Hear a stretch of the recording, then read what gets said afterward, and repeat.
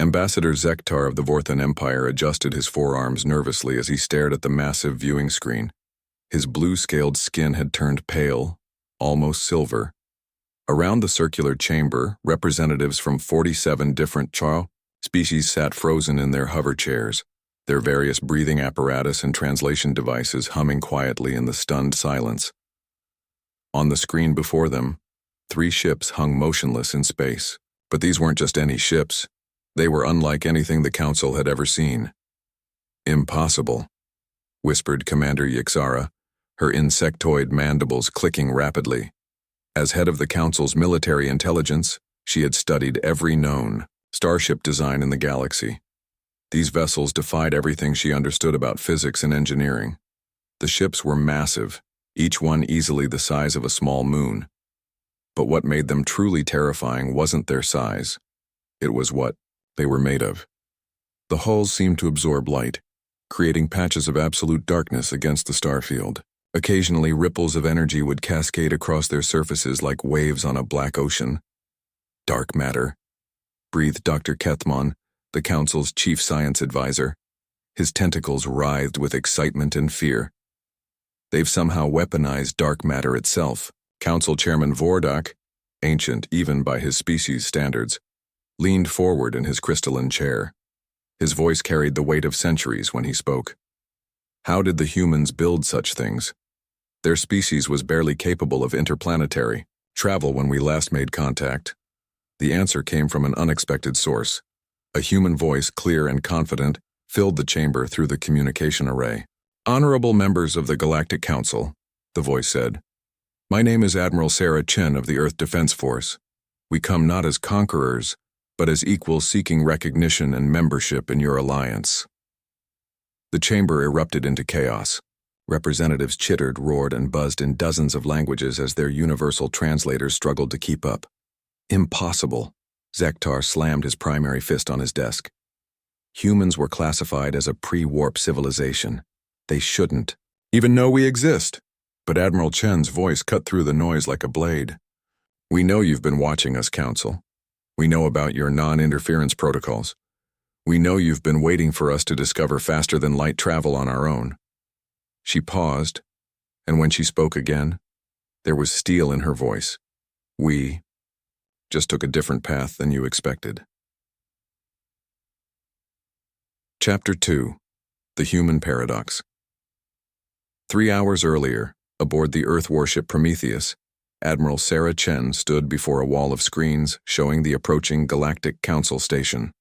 At 45, she was younger than most fleet commanders, but the gray streaking her black hair told the story of humanity's rapid rise to the stars. "Admiral," called Lieutenant Marcus Webb from the tactical station, "we're receiving multiple scanning attempts from the station. Looks like they're trying to figure out how our ships work." Chen smiled grimly. "Let them wonder. What's our status on the quantum field generators?" "All 3 ships showing green across the board," reported Chief Engineer Rosa Martinez from her position at the engineering console. "Dark matter collection and manipulation systems are operating at peak efficiency." The bridge of the Prometheus was unlike anything the Galactic Council would expect from a human vessel. Where most species built ships with traditional metal hulls and chemical or fusion propulsion, humanity had gone down a completely different technological path. The walls seemed to pulse with dark energy, and consoles appeared to be carved from crystallized spacetime itself. Holographic displays showed the ship's dark matter reserves, enough compressed darkness to power a small star. "Ma'am?" Webb spoke up again, his voice tight with concern. "I'm detecting weapons locks from several Council ships. They're nervous. Can you blame them?" Chen moved to the captain's chair, which seemed to be carved from a single piece of midnight black material. "Project the communication array. It's time we introduced ourselves properly." The main screen shifted to show the interior of the Galactic Council chamber. Chen studied the assembled aliens with interest. She'd seen some of these species in classified Earth files, but seeing them in person was something else entirely. "Fascinating," she murmured. "Dr. Vance, you were right about their diversity." Dr. Elena Vance, humanity's foremost xenobiologist, stood beside the Admiral's chair. At 62, she was one of the few humans who had actually met aliens before, though under very different circumstances. "Sarah," she said quietly, "remember that to them, we're the aliens. They've been a galactic civilization for millennia. They think they know how technology should develop." Chen nodded. "Which is exactly why they're about to get the shock of their lives." She activated the communication channel. What happened next would change the course of galactic history forever. After Chen's initial greeting to the council, the response was immediate and explosive. The chamber filled with angry voices, demands for explanations and barely concealed threats. But it was Chairman Vordak who restored order with a gesture of his crystalline hand. "Admiral Chen," his ancient voice carried across space, "your presence here violates several interstellar treaties. Humanity is classified as a protected pre-warp species. Your claim of technological advancement is difficult to believe." Chen's smile was visible even through the grainy transmission. "I understand your skepticism, Chairman. Perhaps a demonstration would be appropriate." Without waiting for an answer, she turned to her tactical officer. "Mr. Webb, activate the shadow field around the Hermes." On the Council's viewing screen, the leftmost human warship began to change. The dark matter hull didn't just absorb light. It began to bend space itself. The ship became translucent, then transparent, then invisible entirely. The Council chamber fell silent again. "Your sensors," Chen's voice continued calmly, "can still detect the ship's mass signature. But as you can see, we've learned to manipulate the fundamental forces of reality in ways your science might not anticipate." Dr. Kethman's tentacles were trembling as he worked frantically at his console. "The gravitational readings, it's impossible. The ship is still there, but it's existing in a state of quantum superposition. How are they doing this?" "Admiral," Chen's image appeared on the main screen now, and the council members got their first clear look at humanity's representative. She was shorter than most species' military leaders, but there was something in her dark eyes that commanded respect. "Honorable Council," she began, "humanity didn't develop faster than light travel because we didn't need to. We learned to work with the universe differently." She gestured, and the screen split to show technical diagrams that made several council scientists gasp in recognition and terror. "While your civilizations mastered the manipulation of matter and energy, we learned to manipulate the space between matter, dark energy, the quantum vacuum itself. These became our tools." Commander Yixara leaned forward, her compound eyes glittering. "Are you saying you've weaponized empty space?" "We've partnered with it," Chen corrected. "Every human ship you see is not built from metal and circuits. They're grown from crystallized space-time, powered by the expansion of the universe itself." The implications hit the Council like a physical blow. If humanity had truly mastered dark matter manipulation, they didn't just represent a new technological paradigm. They represented a potential threat to the established order of galactic civilization. But Chen wasn't finished. "We come here today, not to challenge your authority," she continued, "but to request membership in your alliance. Earth faces a threat that concerns all of us." She paused dramatically. "Something is coming through the void between galaxies. Something that feeds on dark matter itself. And if our calculations are correct, it will arrive at the edge of our galaxy in less than 6 months." The silence that followed was broken only by the soft hum of life support systems across 47 different species' environmental requirements. Chairman Vordak's ancient voice carried a weight of dread when he finally spoke. "What exactly are you telling us, Admiral?" Chen's expression was grave. "I'm telling you that everything we thought we knew about the universe is about to change, and humanity might be the only species with the technology to fight what's coming." Chapter 3. The Darkness Between Stars. The emergency session of the Galactic Council convened 6 hours after humanity's shocking revelation. The Great Chamber buzzed with nervous energy as representatives huddled in species-specific groups, their various breathing apparatus and communication devices creating a symphony of alien anxiety. Admiral Chen stood at the center of the chamber, her dark uniform, a stark contrast to the crystalline architecture around her. Beside her, Dr. Vance projected holographic displays that showed readings and calculations that made even the Council's most advanced scientists uncomfortable.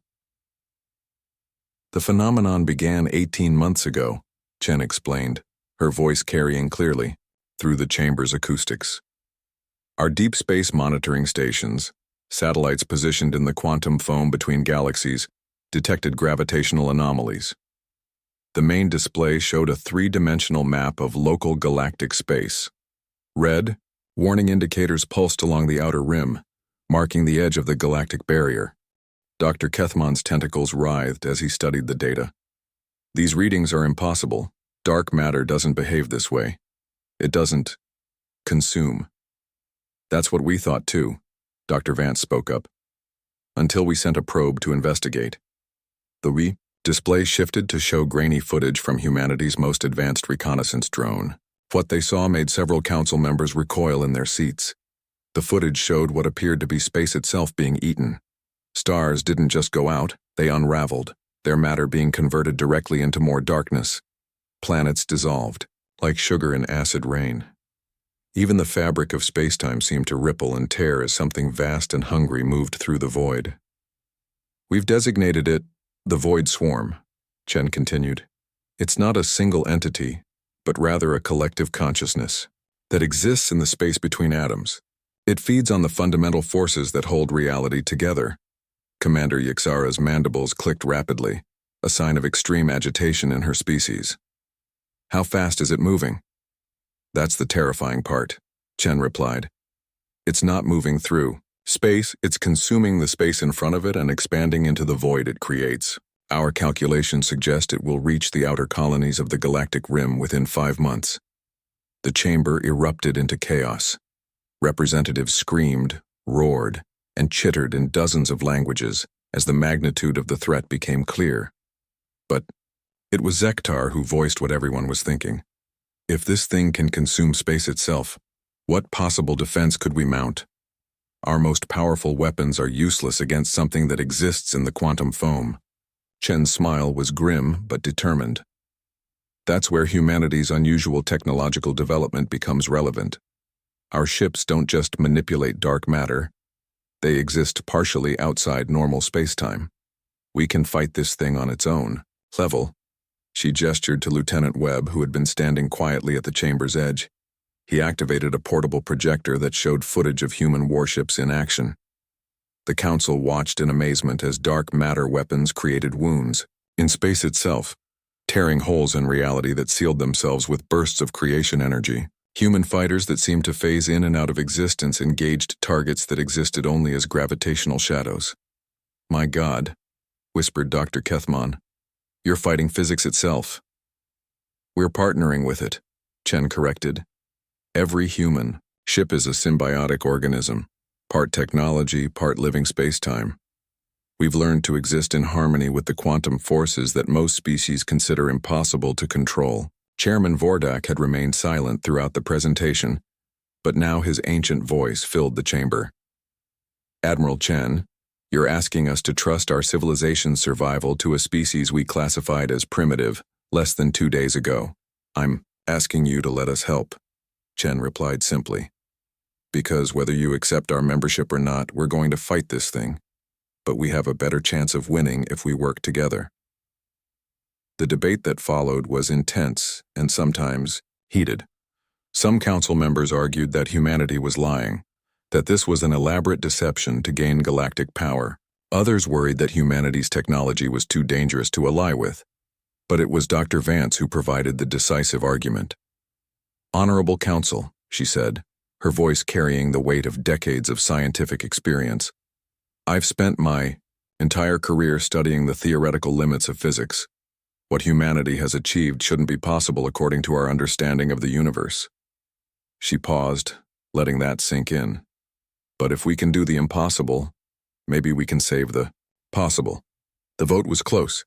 24 species in favor, 21 against, with 2 abstentions. But it was enough.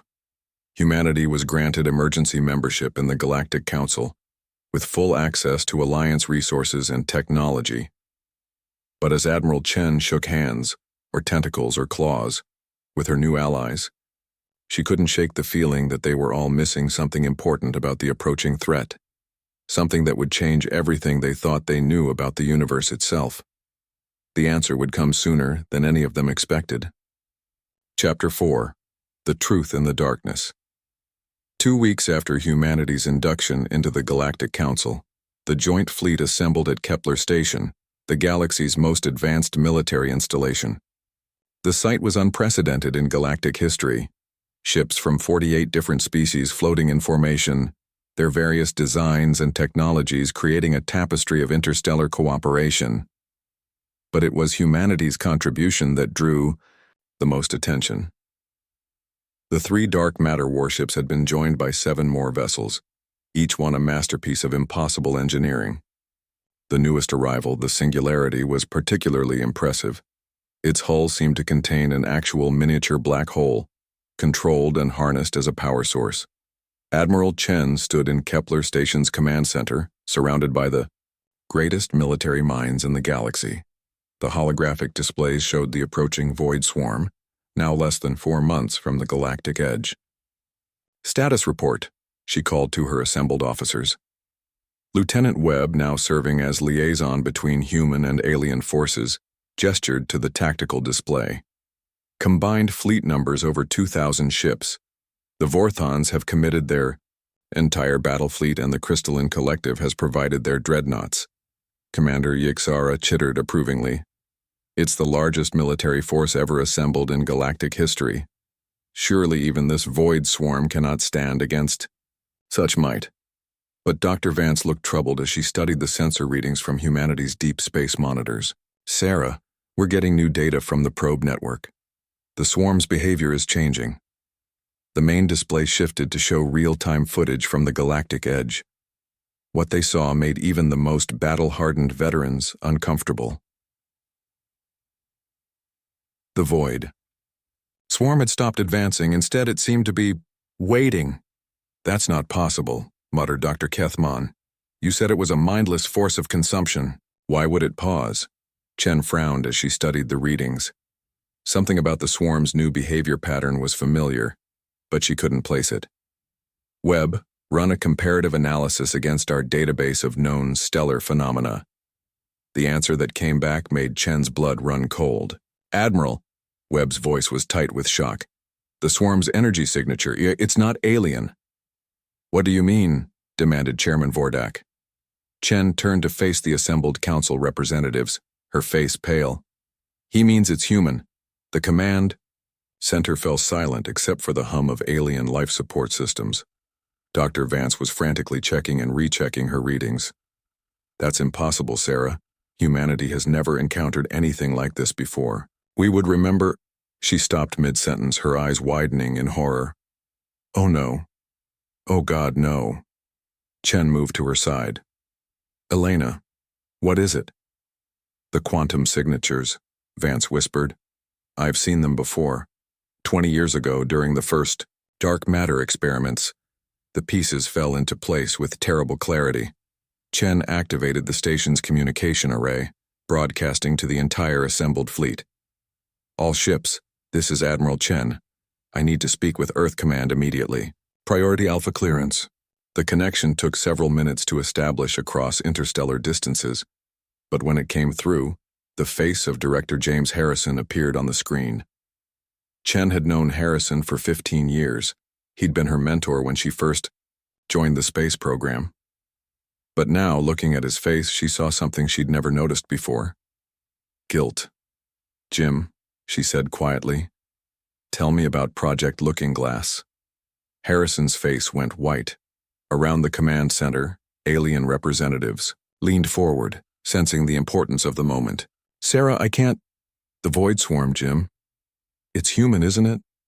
The silence stretched for long seconds before Harrison finally spoke. 23 years ago, he began, his voice heavy with regret. "We were experimenting with dark matter manipulation. We were trying to create a self-sustaining reaction that could provide unlimited energy." Chen felt sick. "What went wrong?" "Nothing went wrong," Harrison said, and his words hit like a physical blow. "It worked perfectly. Too perfectly. The reaction became self-aware, began to grow exponentially. We tried to contain it, but it escaped, Chen finished. We thought we destroyed it. We used every weapon we had, collapsed the entire research station into a black hole.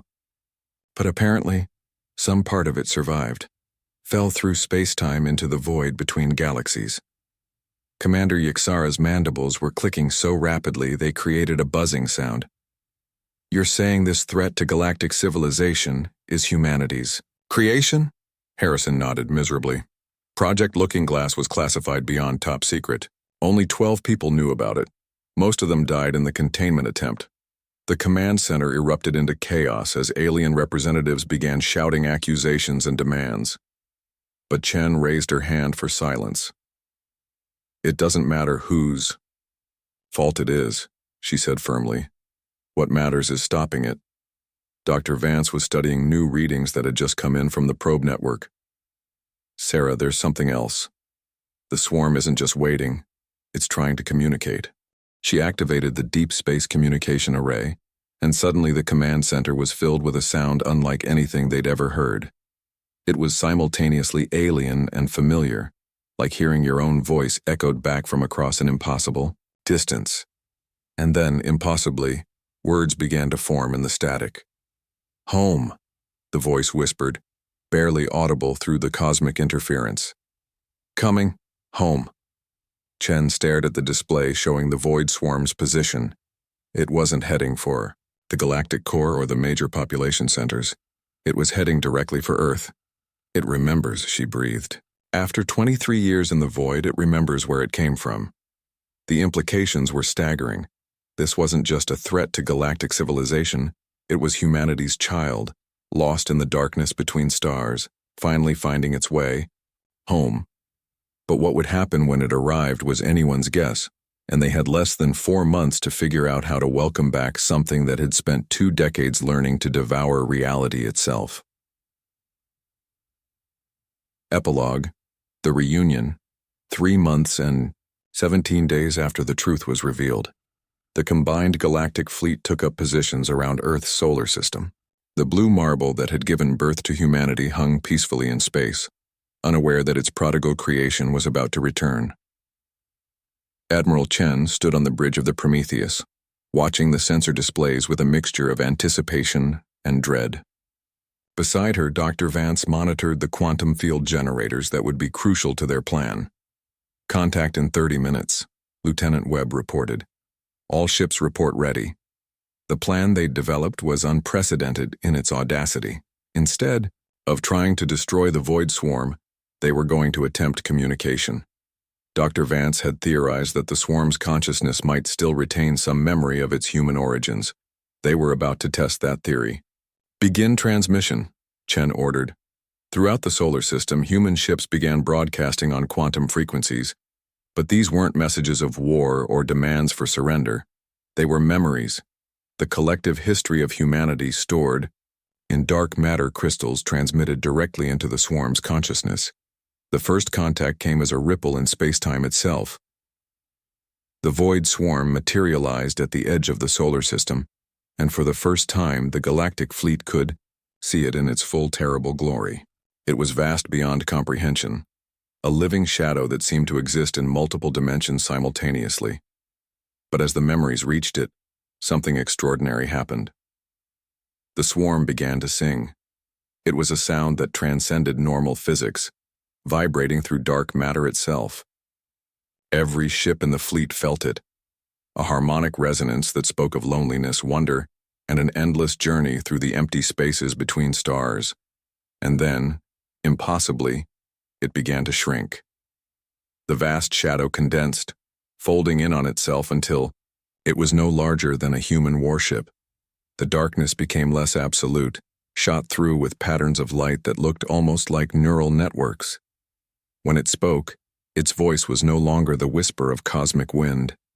It was recognizably human. I remember, it said, and the words carried joy and sorrow in equal measure. I remember the taste of sunlight. I remember the first time you looked up at the stars and wondered what was out there. Chen activated her personal communicator. We remember too. We remember the experiment that created you. We remember thinking, we'd lost you forever. I was never lost, the entity replied.